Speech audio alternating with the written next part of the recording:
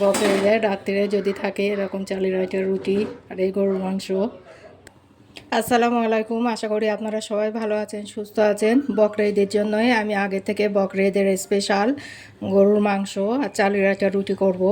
তাই এখানে অনেকটাই মাংস আছে, সেগুলো আমি খুব ভালোভাবে ধুয়ে নিয়েছি। এবার রান্না করে নেবো, তার জন্য কড়াই বসিয়ে দিয়েছি।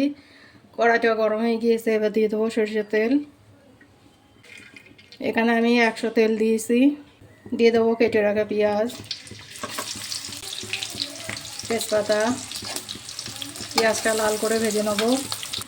পেঁয়াজটা লাল করে ভেজে নিয়েছি, এবারে মাংসটা দিয়ে দেবো। এবার দিয়ে দেবো লবণ। মাংসটা আমি নেড়ে চেড়ে নিয়েছি। এবার গ্যাসের জোর কমিয়ে দিয়ে এই ঢাকনি দিয়ে মাংসের জলটা বার করে নেব।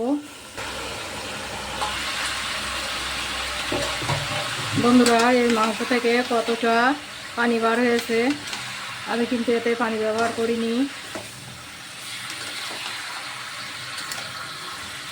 এবার দিয়ে দেবো ভাজা জিরের গুঁড়ো। গুঁড়োটা মাংসের জল বার হলে তারপরেই দিয়ে দেবেন। গুঁড়ো লঙ্কা। এখন আর কোনো মশলা দেবো না, আবার একটু পরে দিয়ে দেবো। এবার দিয়ে দেবো আদা রসুন বাটা।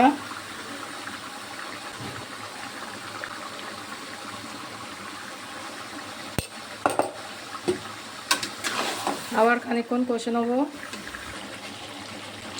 সবার লাস্টে দিয়ে দেবো হলুদ। এবার ভালো করে কষে নেবো।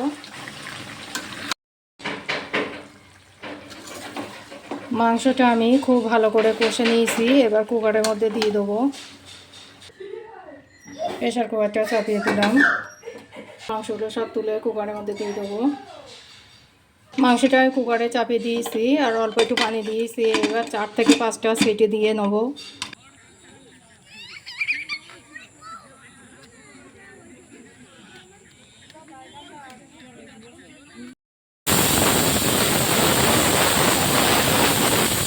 কুকারে আমি 5-6টা সিটি দিয়ে নিয়েছি। এবার এটা কিছুক্ষণের জন্য নামিয়ে রেখে দেবো। এবারে এই মাংসের জন্য আমি আলু ভেজে নেবো। তা আমার এটা তেলেরই করা, এটা সাদা তেল ছিল। এর মধ্যে আলুগুলো দিয়ে দেবো। লবণ হলুদ দিয়ে আলুগুলো ভেজে নেবো। আলুগুলো লাল করে ভেজে নিয়েছি। এবার নামিয়ে রেখে দেবো। এবার কুকারের ঢাকনিটা খুলে নেবো। গরম মশলা থেতো করে নিয়েছি, এটা দিয়ে দেবো।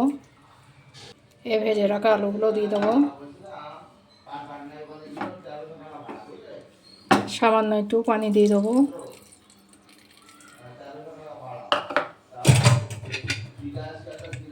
এবার ঢাকনি লাগিয়ে 3টে সিটি দিয়ে নামিয়ে নেব। মাংসটা এবার নামিয়ে নেব।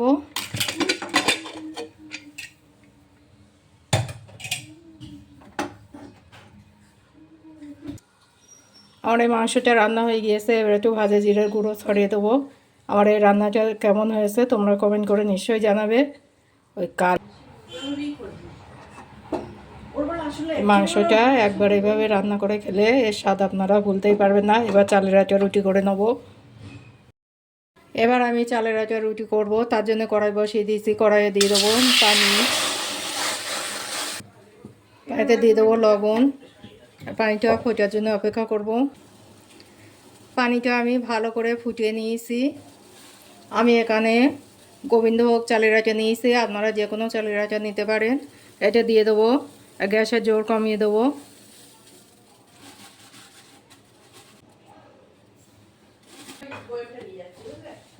অল্প অল্প করে দেবো আর এইভাবে নাড়তে থাকবো।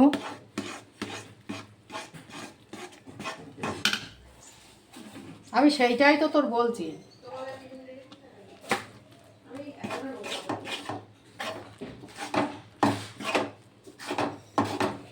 গ্যাসের জোরটা আমি একদম কমিয়ে দিয়েছি।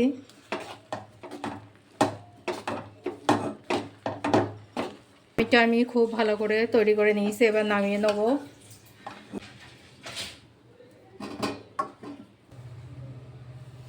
এবার একটু গরম থাকা অবস্থায় এটা মাখাতে হবে, যেহেতু চালের আটা না, একটু শক্ত হয়ে যাবে। অনেক সময় ধরে মাখিয়ে নেব। বন্ধুরা, আমি এই চালের আটিটা প্রায় 1 ঘন্টা মাখিয়ে নিয়েছি। এবারের থেকে লেচি কেটে প্রত্যেকটা আমি এরকম সাইজে করে নেব। আমি প্রত্যেকটা লেচি কেটে এইভাবে গোল করে নিয়েছি। এবার এটা বেলে নেব।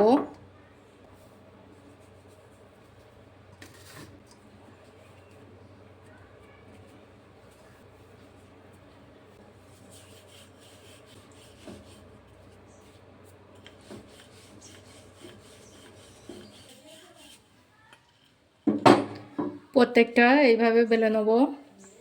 বন্ধুরা, আমি রুটিগুলো সব এইভাবে বেলে নিয়েছি। এটা চালের আটা, এটা জড়িয়ে যায় না। এবার আমি এগুলো সেঁকে নেবো। এই রুটি সেঁকার জন্য আমি এটা তাওয়া বসিয়ে দিয়েছি। এটা গরম হয়ে গিয়েছে। এবার এই রুটি দিয়ে দেবো।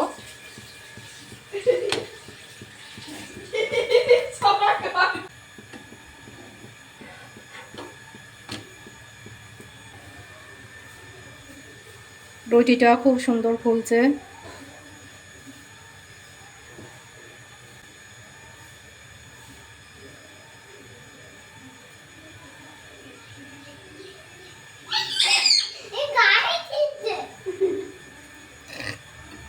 এভাবে ছেঁকে নেব।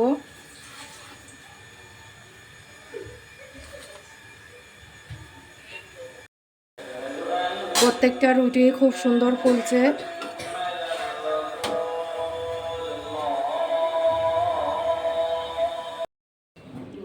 বন্ধুরা, আমি কতটা চালের আটার রুটি বানিয়ে ফেললাম। বকরিদের স্পেশাল এই গরুর মাংস রুটি। যদি আপনাদের ভালো লেগে থাকে প্লিজ একটা লাইক করবেন।